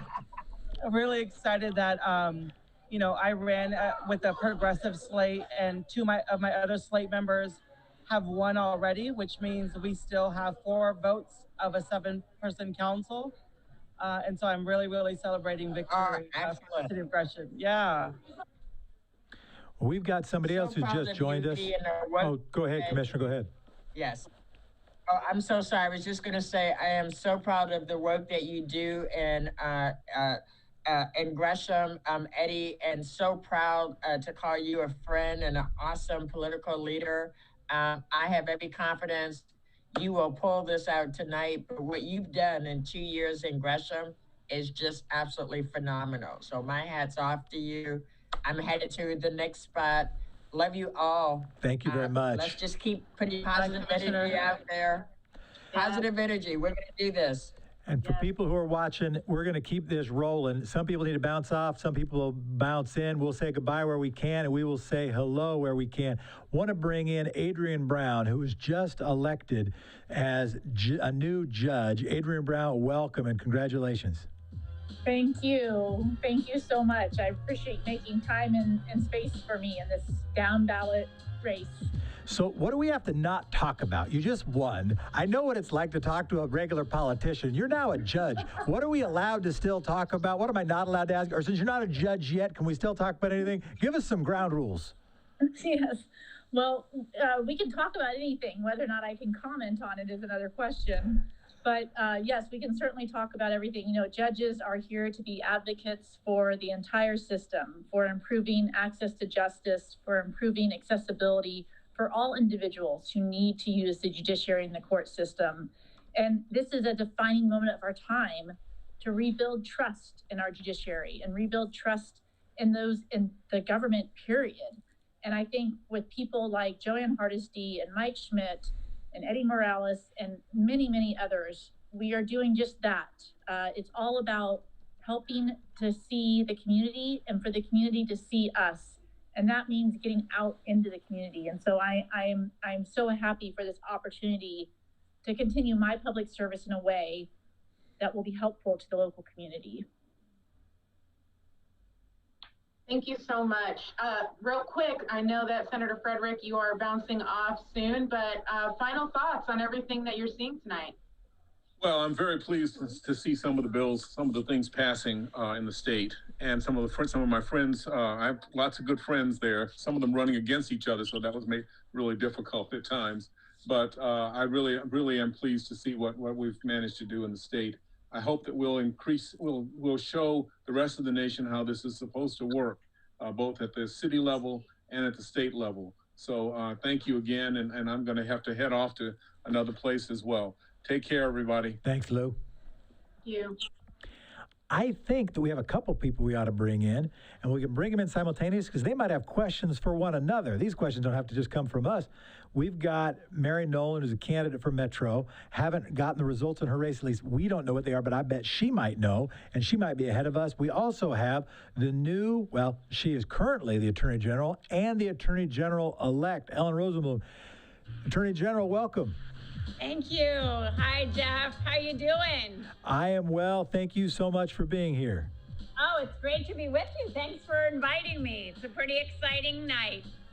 Adrian Brown is also here. I don't know if you all have a meeting you need to do, if there's any sort of ex parte communication that needs to transpire or be avoided, but I just noticed how many times is there going to be a Zoom call with both the Attorney General and a judge-elect? Not that many times in the history of the world will it ever happen. Allow me to congratulate Judge-to-be Brown. That is so exciting, and I'm thrilled to be on a panel with our newest judge. She's going to be fabulous, and just as they say, hit the ground running. She has amazing background for the role, and of course, I have a soft spot in my heart for the Multnomah County Circuit Court, which I served on for 16 years. Yes, and I am just so humbled by the fact that I'm even on a call at all with Attorney General Rosenblum. No. We're going to be appearing before you now, Your Honor. So.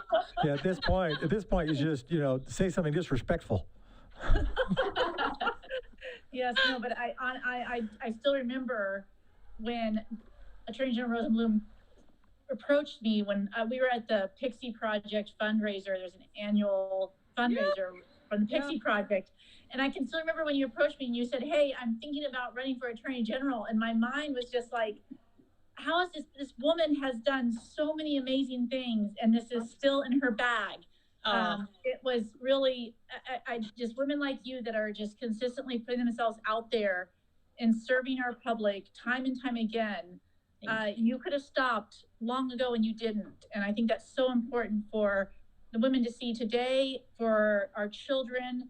I know you have grandchildren that you adore, and I've seen you come out to events that you didn't have to be at. And so I do think you are a fabulous role model for all of us who want to continue to serve. So thank you. Well, that's very kind of you to say, Adrian. I really appreciate it. But I have to say that I'm jealous of one thing in particular about you ascending to the bench, and that is that you get to be in the brand new courthouse, which is just an amazing structure. And you know what? That building, I don't know if the rest of you know this, but that building would not have gotten built if it weren't for women. It was the women judges and the women county commissioners who made it happen.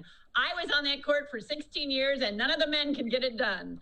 So yay for the women. Yes. For Judge Nan Waller, County Chair Deborah Kafuri, and all the others, because they made it happen. And a lot of the laborers were women, and a lot of the leaders of the union that was on site were women. So it's a very wonderful thing. And I hope you get a courtroom and a view. Thank you. Thank you, Attorney General Rosenblum. I really appreciate your kind words, and I will continue to look to you, even though you may very well, your attorneys may very well appear in front of me. I will very well continue to look for you for guidance and advice on just fulfilling this awesome duty to serve the public. So thank you. And if one of you has to drop off, we will say goodbye and respect on the chance that one of you is either prosecuting or reviewing one of our cases. We do want to show respect, but also want to bring on Cheryl Curry on the line right now. Cheryl Curry, you there? Hi, Jefferson. Hi, Candace. How are you doing? What do we know about what you're working on? I'm with Oregon Day for the People, and we are just really excited that the Real Police Accountability Measure has passed. I know earlier today, thanks, Candace. I know earlier this evening, a video by Pacific Northwest Family Circle, which is made up of those who've lost loved ones to police violence. And we really hope that the members of those families and other people who are disproportionately affected are part of the board that is going to be made by Measure 26217 passing.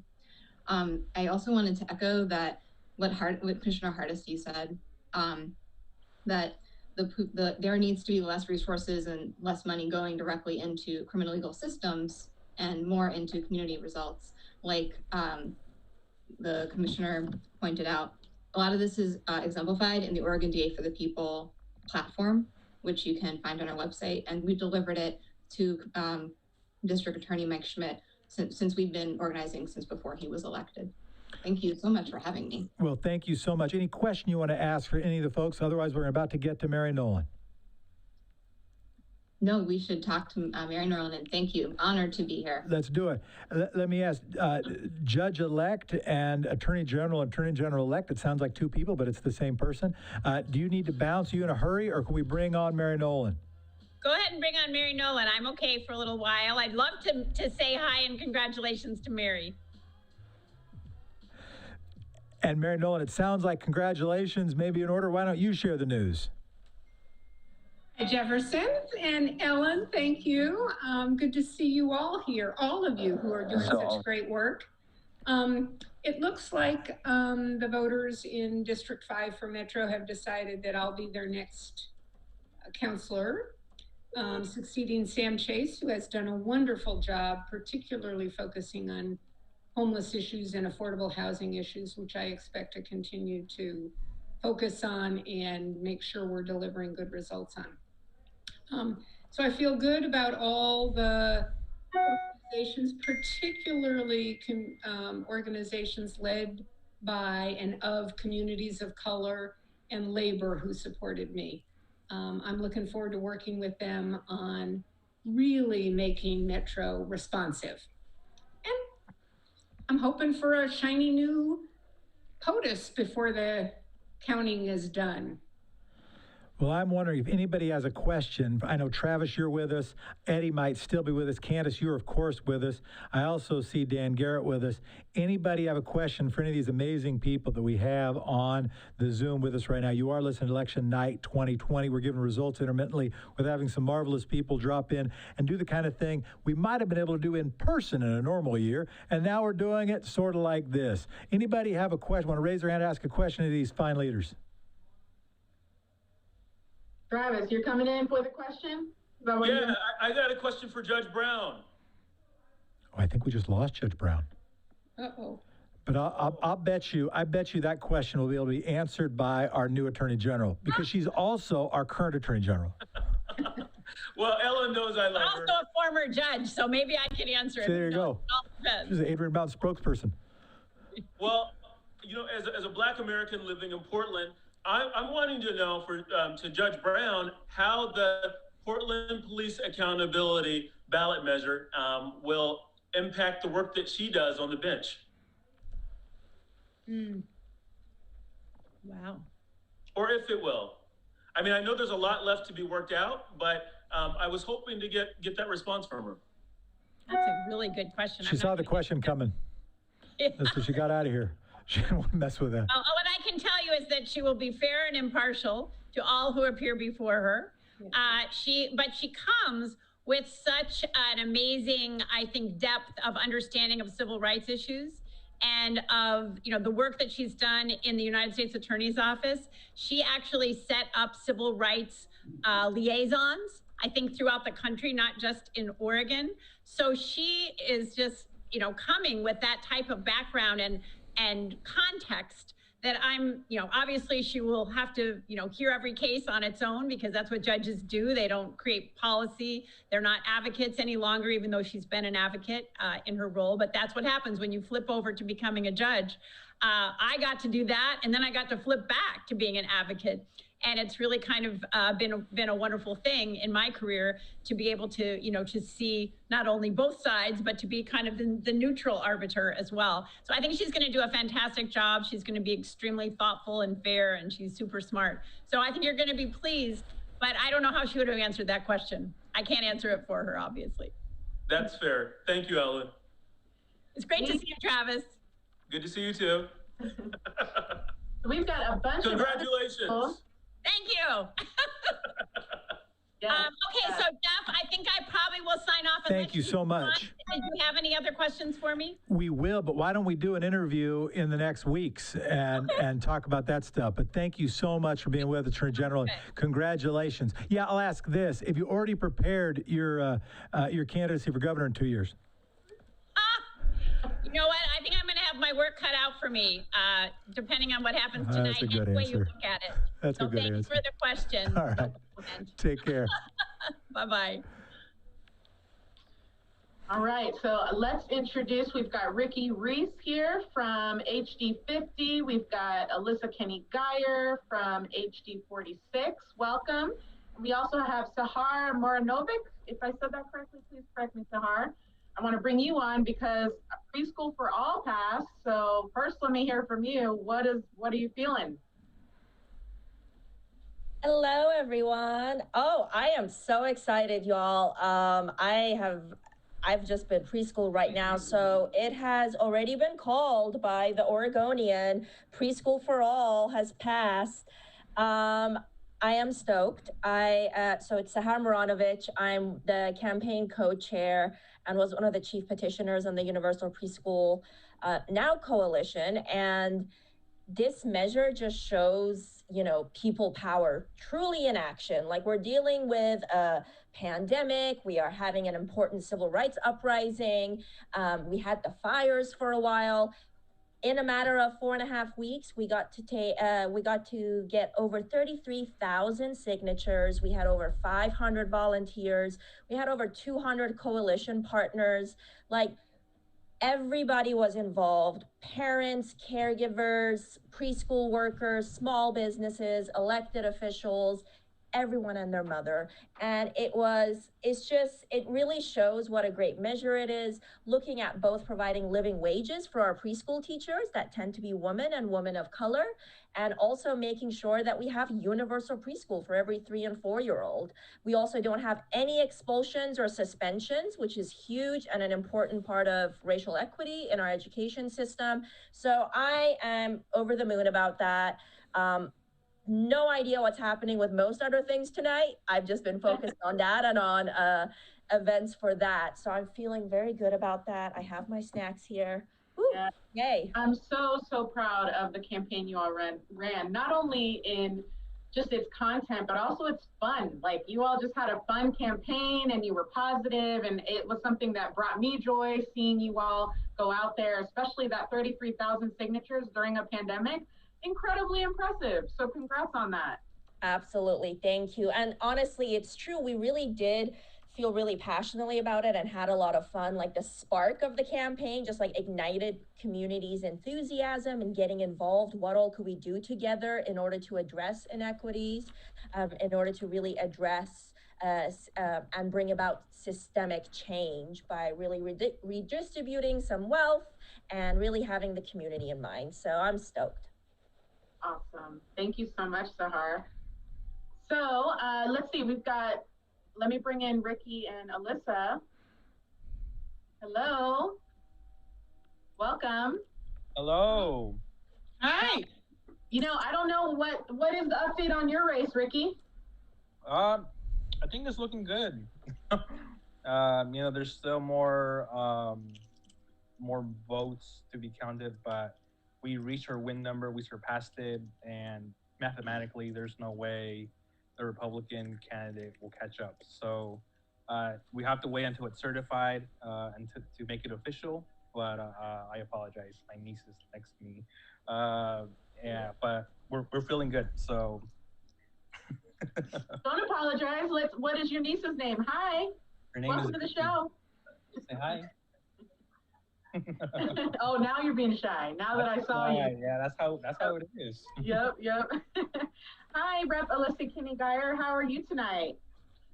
I am on pins and needles because of the national. This is just not the repudiation that I was really hoping of Trump.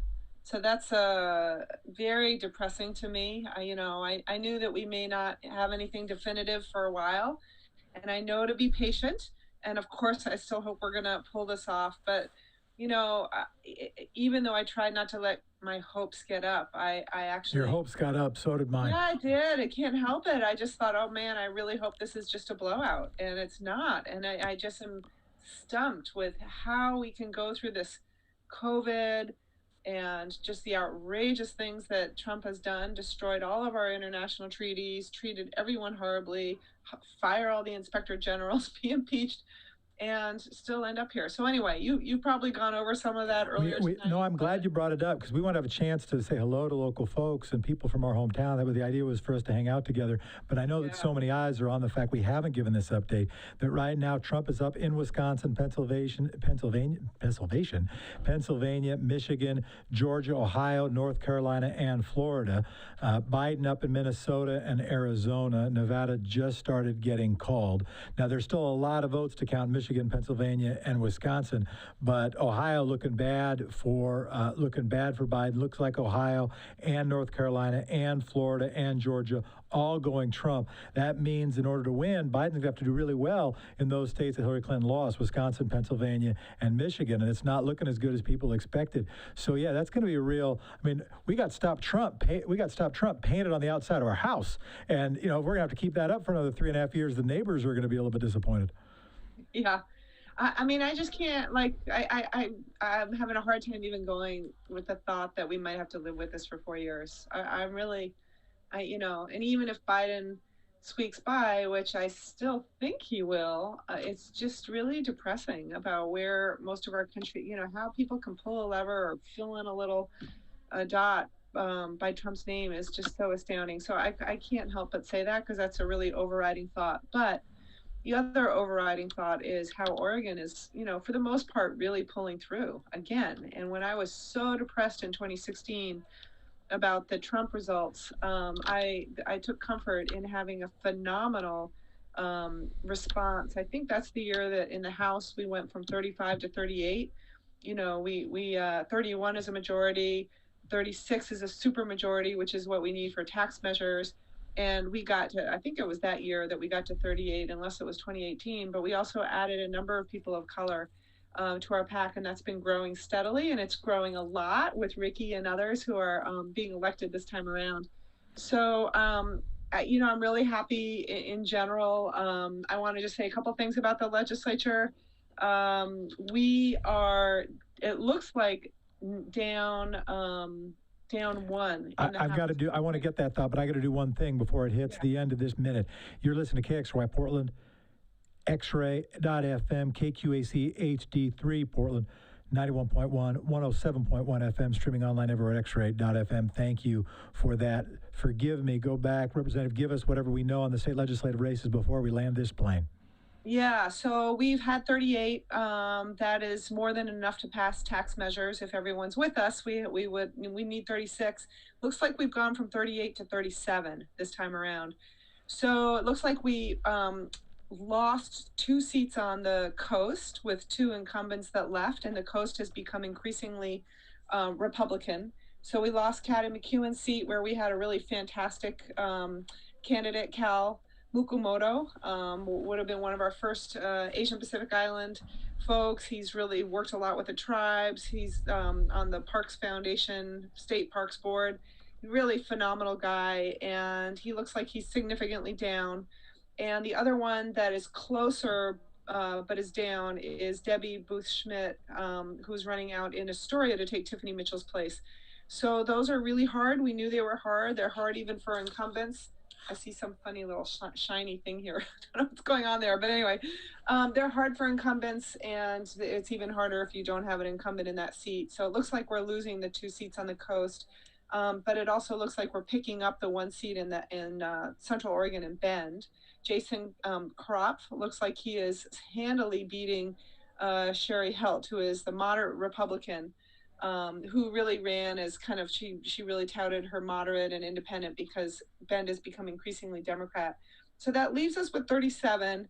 That's okay for passing, that's not the end of the world. I was hoping in my dream of dreams we'd get to 40 and that would help us prevent any walkout in a quorum. But I always knew that was pretty hard to get. The Senate, on the other hand, is better news. We picked up a seat. So it looks like give us the count. What's right now your best guess count for the state house out of 60 seats? 37.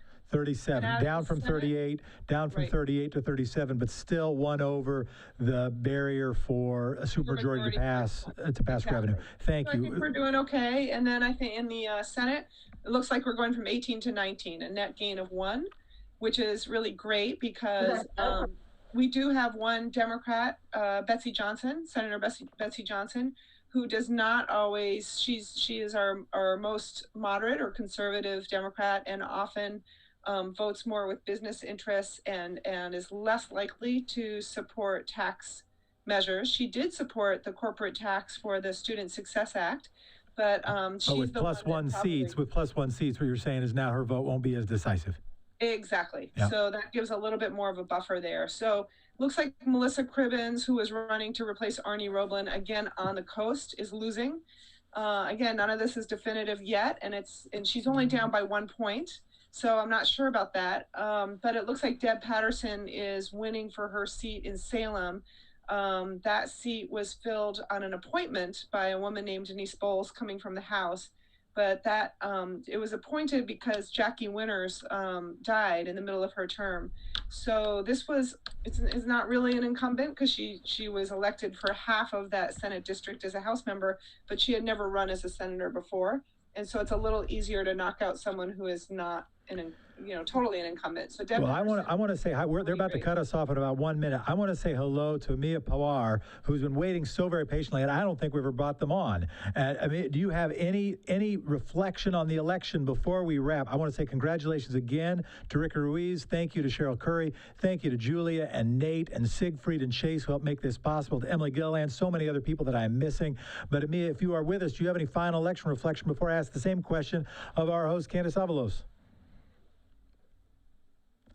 I don't think Amia's here. It was worth a try. I saw his face, and now at least we said, oh, yeah, we went to you. He said, why didn't you ever go to me? We did go to you. You weren't there. Candace, final reflections from you on this. We hope, maybe, I guess, either way, historic election.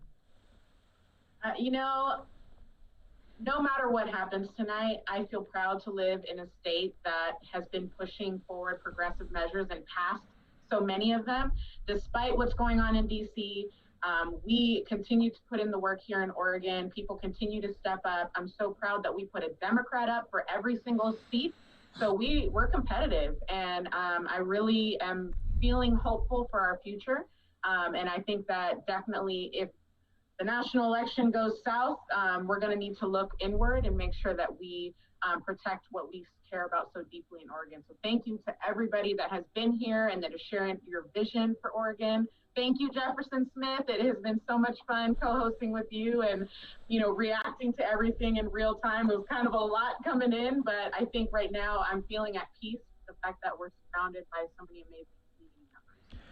We'll be back at it tomorrow on X-Ray. Candace Avalos, thank you so much. Thank you to the whole crew that made this possible. First time we really tried to do this. First time we tried to do this ever, and couldn't have done it without the talented crew. Thank you to all the guests who were so very patient. Again, congratulations to all the winners, and thank you so much to everybody who participated this election year. It ain't over yet, but we're over now. Thanks, everybody, and thank you, democracy. Bye. Bye, everybody. Thanks, Alessa. Thanks, everybody.